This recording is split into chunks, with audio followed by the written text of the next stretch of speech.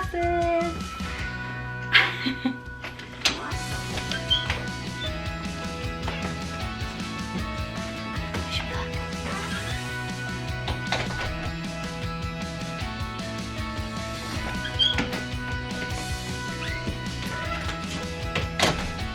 Yeah, my classes are online, so.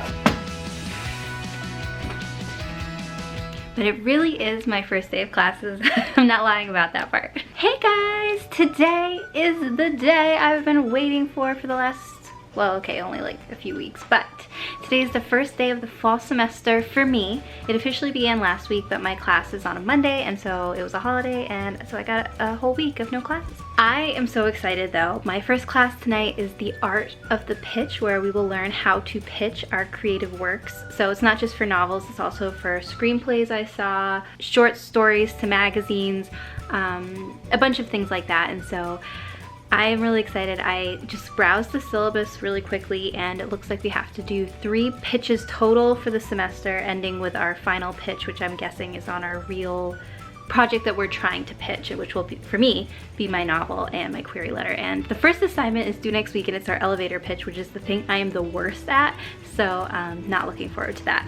But yes, I cannot wait for this class. I think this class is going to be super valuable. Probably, well, I wouldn't say the most valuable. I think writing a novel, that class was like the most valuable for me, but this will be a super valuable class for my hopeful future career. So I'm really excited, and I thought it'd be cool to kind of share what I'm learning with you guys. I know I always sort of think of things to say or mention something if I thought it was really valuable, but it's helpful for me too to sort of reflect after each class what I've learned. And I mean, I don't know how much I can do it word for word, because Harvard actually might get mad if I'm like, you know, just giving away their classes for free, but education should be free, right? That's my opinion. Okay, anyway, moving on. So my classes on Mondays are gonna be super late. It is already 5 o'clock, so I'm gonna start making dinner. And my class doesn't begin until 8:10, and then it's over at 10:10. So Monday nights are going to be rough. And probably I won't usually wear makeup. Mondays I work from home anyway, so I never wear makeup, but for the introductory class, I didn't want to scare people too bad. But next week they're gonna see what you guys normally see, the bare face.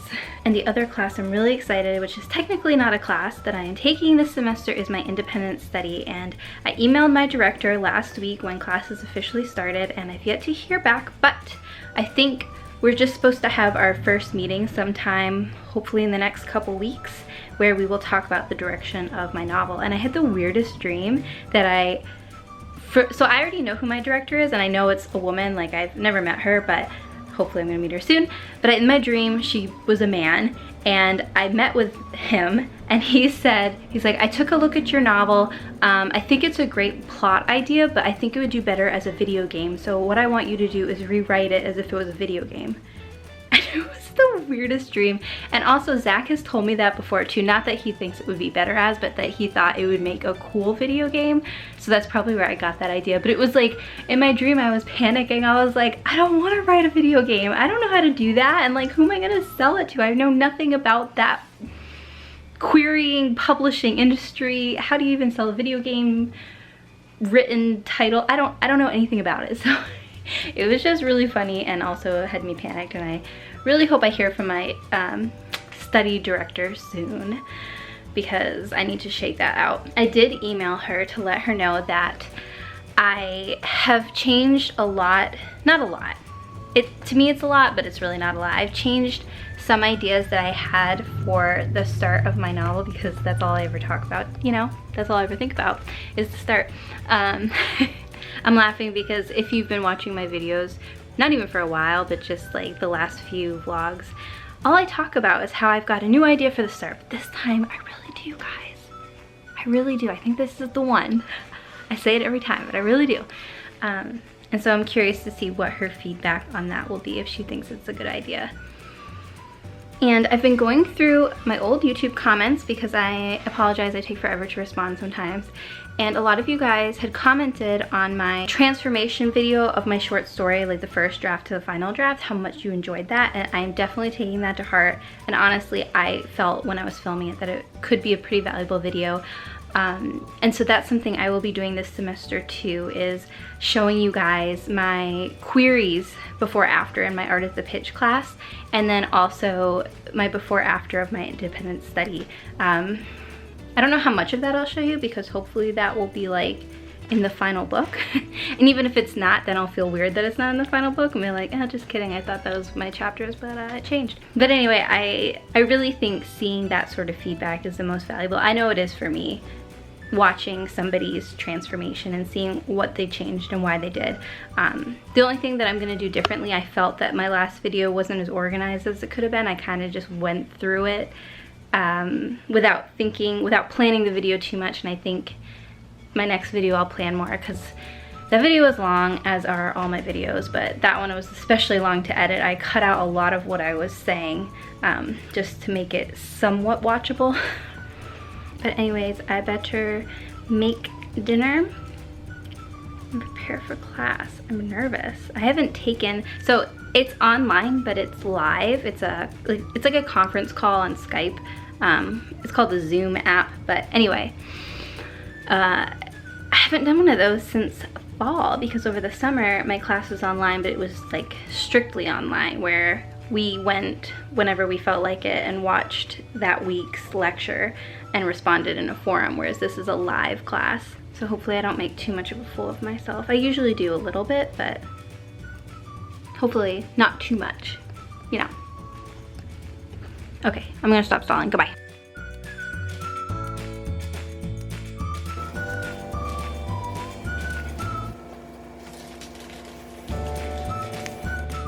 Yes, hi.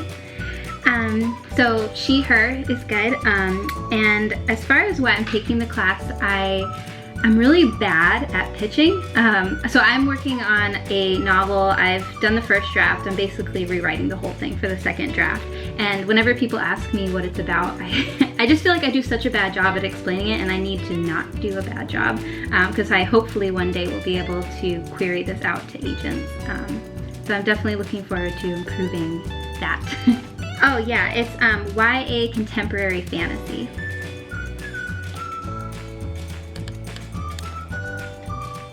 Hello, it is time for our weekly reflection of our class. I don't know why I'm doing that voice. Okay, so I just got done with my first class. It was as amazing as I hoped it would be. I can talk. Haven't vlogged in a while, so excuse my English. But oh my god, it was so amazing, you guys. And like, this is why I love taking classes, and why I'm absolutely like sad about graduating, just because like I know I'm always gonna love taking classes. And it's because just being in that environment with people who are enthusiastic about the same things as you are and passionate about the same things and who take you seriously, it's just so soul-filling, I swear. So our teacher is, I think I'm allowed to say this, I've said it before, who my professors are. So this one is taught by Catherine Eaton. She is an actress slash film writer, is that correct? TV show writer. She's like done 1,000 things. She wrote a show for HBO, I'm pretty sure, that she mentioned. She's currently doing something else in the works that she couldn't really talk to us too much about, but so she's like the real deal when it comes to pitching, especially to Hollywood, which isn't really what I'm going for yet. Dream big.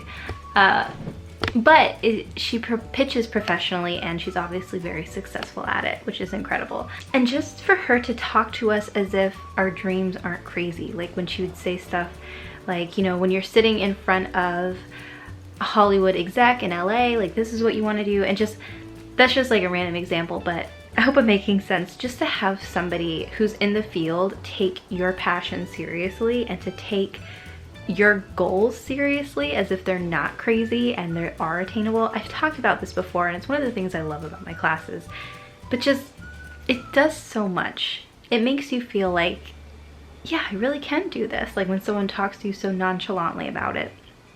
Anyway, so to sort of reflect, like this was obviously the first class, so it was a lot of the typical get to know you things, but she did talk a little bit about pitching, and I want to quote her directly, and I hope this is okay that I'm doing this, but I just thought it was so great. She said she doesn't want you to think of Like when you think of pitching, you think of trying to sell something, trying to sell yourself, trying to sell your work, and it has almost this negative, fearful connotation. But she said she wants us to think of pitching as a passionate argument defending the life force of your project. Now, that sounds really extreme, but I think the key word there is passion. So for an exercise, we had to pick something we're passionate about besides our writing or whatever our project is, and for 3 minutes to talk to our classmates about it. Like, we weren't trying to convince them of anything. We weren't trying to have some ulterior motive. We were just passionately talking about what we love. And so I chose Nancy Drew because I was drawing a blank on everything and I was too embarrassed to say Sims. But I chose Nancy Drew, and I totally understood where she was coming from as I got going, because when you're passionate about something and you're talking about it, you know that feeling. Like, you start to get really excited, you can almost feel your heart rate increase, like you start to get really enthusiastic with your body language and you just start to go crazy. I've done on these videos plenty of times. And so I understood where she was coming from, and I realized in the very few instances where I have tried to pitch my project, I don't feel that way. Not that I'm not passionate about my project, but I'm like thinking too hard about, am I saying the right thing? You know, am I memorizing my pitch correctly? Did I forget this important detail? And I think just remembering that it comes from a place of passion, that's what's gonna drive enthusiasm for it. So obviously there's way more to learn, and that was just a very brief foundation of what we need to know about pitching. But she also mentioned the 3 questions that every pitch must answer to be successful. I guess not must, because I'm sure there's pitches out there that didn't do this, but the 3 questions you should always keep in mind, and that's why me, why this, and why now. Now, I've had experience with these 3 questions before, so for those of you who've watched my later videos, you know this. I actually used to be a journalist. I went to school for science journalism. I got my master's degree in science communication, or science journalism. And so a huge part of journalism, especially freelance journalism, which is what a lot of journalists do, is pitching. And so I did learn quite a lot about how to pitch stories. I didn't have that much experience in it. I only was a journalist for 3 months before I realized it was not for me. But during that time, I did have to pitch story ideas to our editor-in-chief when I wanted to cover a certain event. And so I do have experience in that regard, but there is something different. To me, there always has been something different about pitching an idea, like a news article idea, because it's not as personal. And so I would answer those questions. Why me? Why this? Why now? So why me? Why am I the one that should tell the story? Why not Joe Schmo down the street? Why this? Why this project? Like, what is this bringing to the table? And why now? And she said this is probably one of the biggest, most important questions to answer. Like, why tell this story now? Why not 5 years from now? Why not 5 years ago? And especially with journalism, that's extremely important as well. Like, why is this timely? Why are we telling this story now? So with that in mind, it did have me thinking about my own project. And that's something that I had learned as well in my very short what I've learned about writing query letters. Like, one of the important things you want to talk about is why this story is important now. And one of the tools that people use is sort of talking about other creative works that have been successful, that are sort of like a similar family. But yeah, anyway, I'm starting to ramble, and I don't want to completely sum up the class because I feel like there's a plagiarism argument in there somewhere if I just repeat everything she says. So I think this class is going to be really valuable, and it sounds like I'm not going to have the opportunity to write an actual query letter, which I'm a little bit bummed about, but I'm kind of hoping maybe my independent study will let me sneak one in. I have written a query letter for a class before, and I did have it graded and got feedback on it, so I at least will have that to work off of, because as you guys know, next spring I want to start querying out. Like, I would love to have my second draft of my novel done this year. And I need to stop saying love, because like that leaves room for failure, and time is up. I can't keep failing. Like, I gotta get this done. So yeah, because by next summer I have to start querying. I mean, I don't have to, but in my heart I have to, because that is when I'm going to actually have the chance to really talk with editors and agents as a part of my writing program, and I have the potential to pitch my story then, and I want to make sure that it is final draft ready and that I have a query letter ready just in case an agent's like, this sounds great, send me an email with your query letter and first 3 chapters and we'll talk it over or whatever, because I want that to be ready by that week, which is mid-July. So it has to be done then. Like, I feel like just in my mind, like, I cannot mess this opportunity up. I just can't. Like, this is it. This is now or never moment.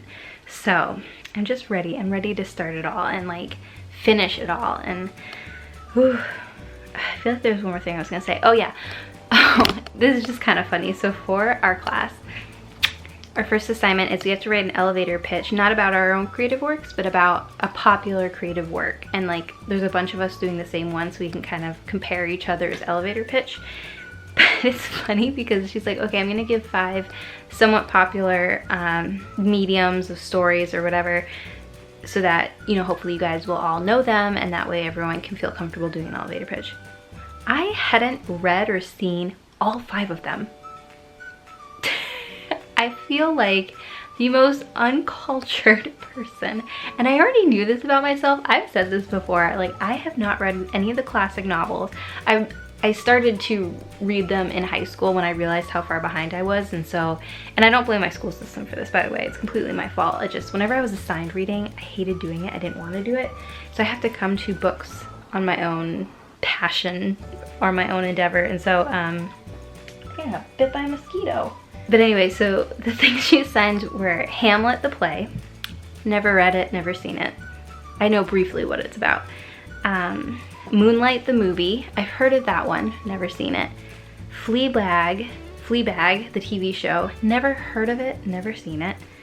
Pride and Prejudice, the novel, I've been reading it or trying to read it for like a year now, haven't finished it, not very far in it. And then Roma, the movie, literally never heard of it. I'm not saying this to sound cool, I'm saying this because I am extremely uncultured, and when I find something I like, I just rewatch it and reread it. I don't do anything else. So yeah, so I got assigned Fleabag, the TV show, and I confessed to her, I was like, you know, I've never heard of it, but I will be a pro by next week. And so yeah, I guess it's a TV show. It's a British comedy, so I'm sure I'll love it. Like, I do like British comedies, I think they're really funny. And I guess it's only 3 seasons, and each season is like 6 episodes, she says. And I was thinking like, oh my god, I could totally watch that in like a night. Are you kidding? Like, do you even know me? She doesn't, but I think she was like worried for me. It's like, no, trust me. I can watch the whole season, or I can watch the whole series. Like, I am not worried about that. So that's my homework, is to watch the entire series of a TV show. Okay, I'm gonna go watch an episode of Fleabag. I'm just kidding, it's a little late tonight, I'm sorry. I am so itchy. A bug definitely bit my leg. Twice! I have 2 mosquito bites. Ew, where is it? Yeah, so great first day of school. I am so excited for this fall. I love school. It's so funny, I used to not hate school. I think I've always liked school, but I used to not like English class or like writing heavy classes. Really, it was just English. We didn't have like writing classes in high school or middle school, but I used to not like it because I didn't like being assigned reading, and I hated writing essays, and like that was all English was essay writing. There wasn't really much creativity in my experience anyway in high school. We didn't like write creative papers or anything.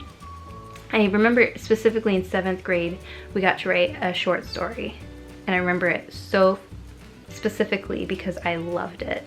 I was like, oh my god, this is way more fun than writing an essay or a freaking summary card. Do you guys remember those? Did anyone else have to write summary cards? Oh my god, I hated them. Anyway, it really soured my mood towards English, and I think that's why I've like missed out on these really great classics. No, I've missed out because I chose to miss out. I can't not blame the school system on that. Okay, anyway, I'm going to go. I will see you guys in my next video, where hopefully I will be talking to you guys about my independent study goals. In my mind right now is to finish the 2nd draft of my book. Feels really scarily ambitious, but I can do it. I wrote most of my book in a month on the 1st draft. I can write the rest of my 2nd draft in, how many more months do we have this year? 4 months? Oh god, that's really terrifying. Okay, I can do it, I can do it, I can do it. You can do it too. Let's do it together. Okay, bye.